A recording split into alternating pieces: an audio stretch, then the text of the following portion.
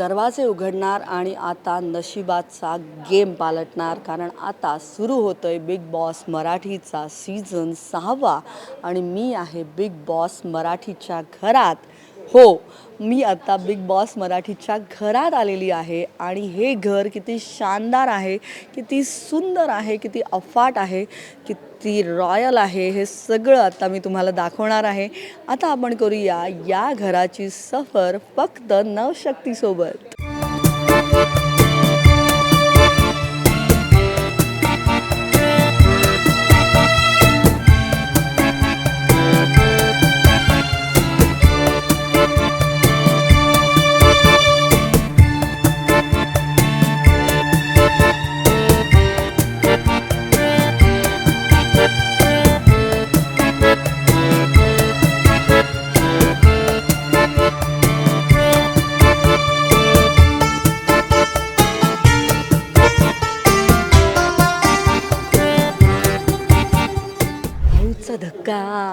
भाऊचा धक्का आणि मी असाच दिला या दाराला धक्का आणि दाराला धक्का देऊन मी आलेली आहे.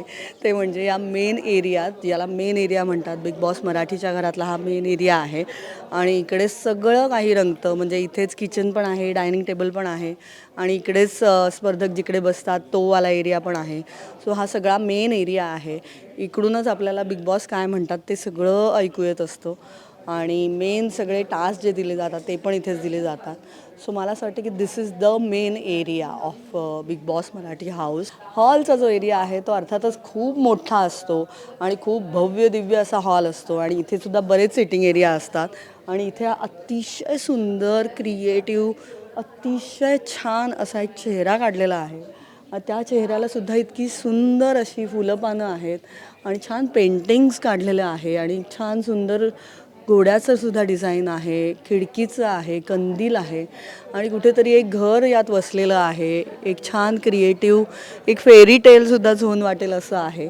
त्यामुळे मला असं वाटतं की या जंगल थीममध्ये एक फेरी टेलसुद्धा या चेहऱ्यामध्ये पाहायला मिळते.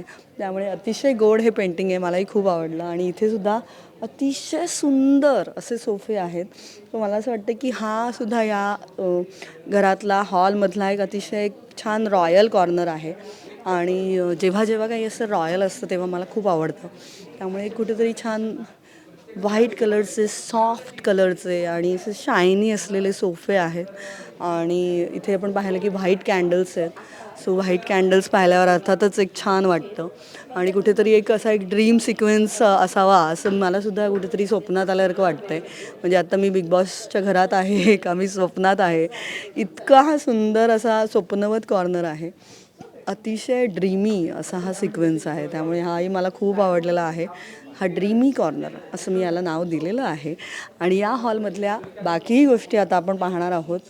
मेन म्हणजे आता आपण थेट जाणार आहोत ते म्हणजे याच हॉलमधला जो डायनिंग टेबलचा भाग असतो हाही फार महत्त्वाचा आहे आणि इथेसुद्धा बरीच भांडणं होतात. इथेही जेवणावरनं वाद होतात, स्वयंपाक करण्यावरनं न करण्यावरनं वाद होतात आणि हे जे आहे ते खूप मोठं टेबल आहे. सगळे स्पर्धक इथे मावतील अशी व्यवस्था केलेली आहे आणि या प्रत्येक टेबल खुर्चीला इथेसुद्धा किल्ल्या, चाव्यांचं डिझाईन आहे. त्यामुळे काय हे सगळं चावी कुलूपचा खेळ हे काय कळलेलं नाही आहे, पण काहीतरी असणार आहे बाबा. कोणाच्या तरी सिक्रेट्स ओपन होणार आहेत असं मला का वाटतं आहे माहीत नाही, पण काहीतरी हा चावी कुलपाचा खेळ दिसतोय जो इकडे सुद्धा पाहायला मिळतोय.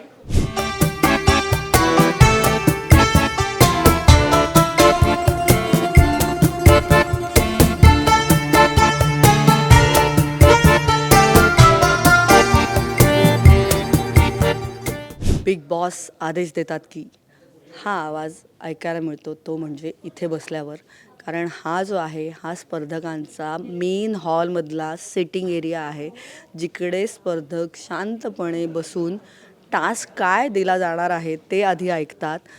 रितेश भाऊ काय म्हणत आहेत ते सगळं ऐकतात. त्यामुळे जो सगळा विकेंडचा जो डाव रंगतो तो सुद्धा इकडेच रंगतो.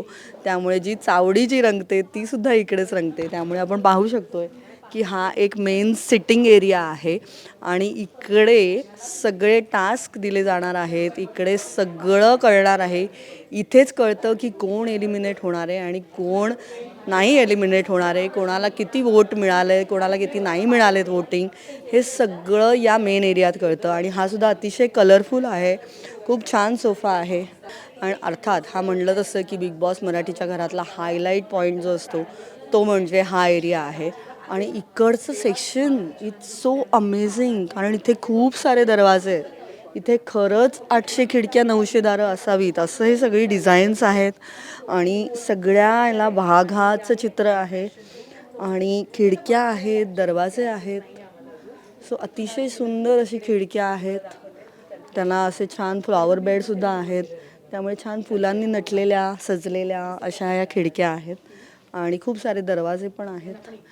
आणि यांना वाघाची चित्र काढलेली आहेत, त्यामुळे खूप एक छान सुंदर अशी जंगल थीम आहे.